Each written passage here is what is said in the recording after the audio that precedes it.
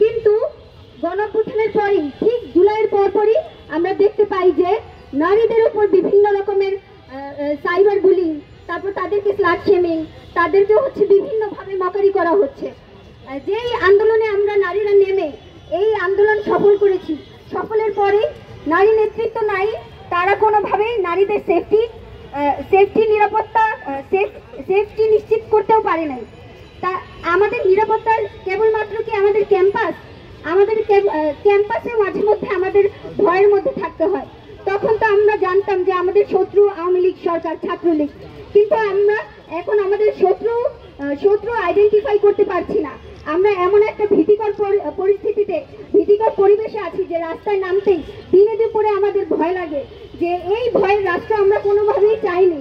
আমরা চেয়েছিলাম যে বাংলাদেশ একটা বৈষম্যহীন সমাজের বৈষম্যহীন রাষ্ট্রে পরিণত হবে। অথচ দেখা যায় যে এই বৈষম্যহীন সংস্কারের কথা বলে আমাদের স্বরাষ্ট্র উপদেষ্টা আজ পর্যন্ত আমাদের সেফটি নিশ্চিত করতে পারে নাই।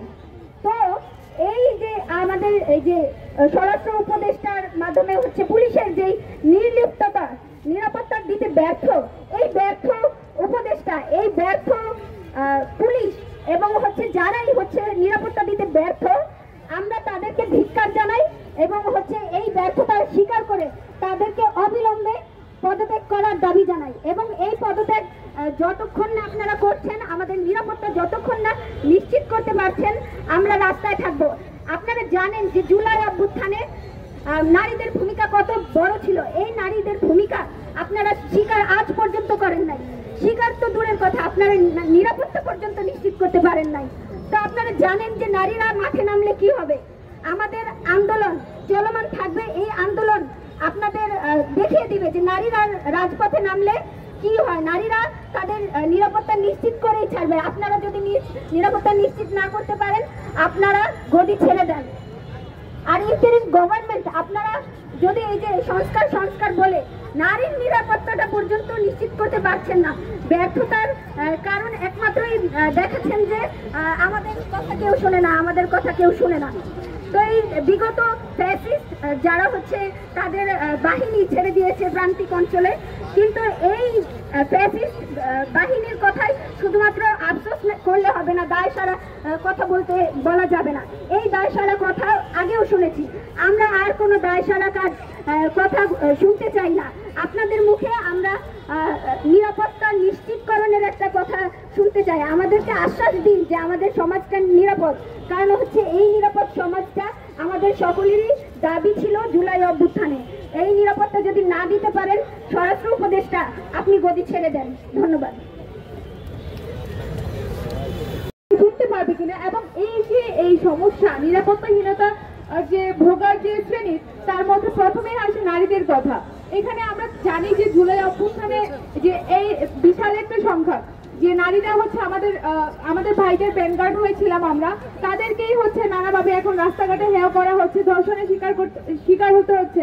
কিন্তু এই যে সরকার, স্বরাষ্ট্র উপদেষ্টা যাদের দায়িত্ব হচ্ছে নিরাপত্তা নিশ্চিত করে, তারা নিরাপত্তা দিতে চাচ্ছে না। প্রথমে আমাদের দাবি আজকে যে স্বরাষ্ট্রমন্ত্রীর পদত্যাগ।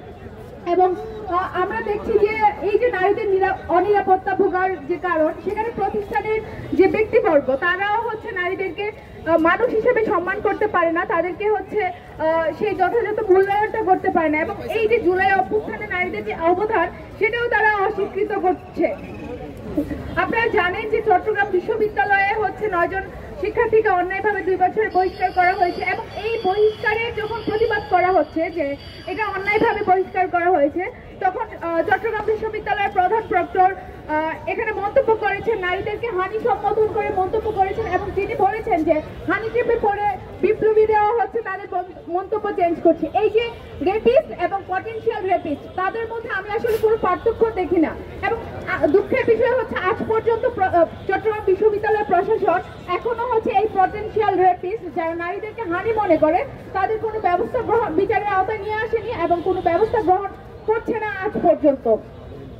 এই যে চারপাশে যে অনিরাপদ পরিবেশ সেটা সৃষ্টি হচ্ছে যে মানে সেটা যে উৎপত্তি স্থল, সেখানে যদি একটা সাহিত্য শাসিত বিশ্ববিদ্যালয়ের প্রক্টর জড়িত থাকে এবং তাদের যে মনোভাব, নারীর প্রতি তাদের যে মনোভাব, আমি মনে করি যে এই সব মনোভাব সম্পন্ন মানুষ এবং তাদের চারপাশে যারা আরো অশিক্ষিত আছে তারাই হচ্ছে এই রেপিস্টদেরকে সুযোগ করে দেয় সমাজে বুক ফুলিয়ে বাঁচার জন্য, এবং যারা ধর্ষিত হয় তাদেরকে হচ্ছে সমাজে বাঁচার অধিকার তাদের কাছ থেকে কেড়ে নেয়। তা আমি এই যে নারী নিরাপত্তাহীনতা থেকে নারীদেরকে রক্ষা করার জন্য সরকারকে আহ্বান জানাচ্ছি, আপনারা অতি শীঘ্রই হচ্ছে ব্যবস্থা গ্রহণ করুন এবং স্বরাষ্ট্রমন্ত্রী পদত্যাগের মধ্য দিয়ে নতুন একজনকে নিয়ে আসা হোক, যিনি হচ্ছে তার দায়িত্ব পালনে সমর্থন হবে। ধন্যবাদ।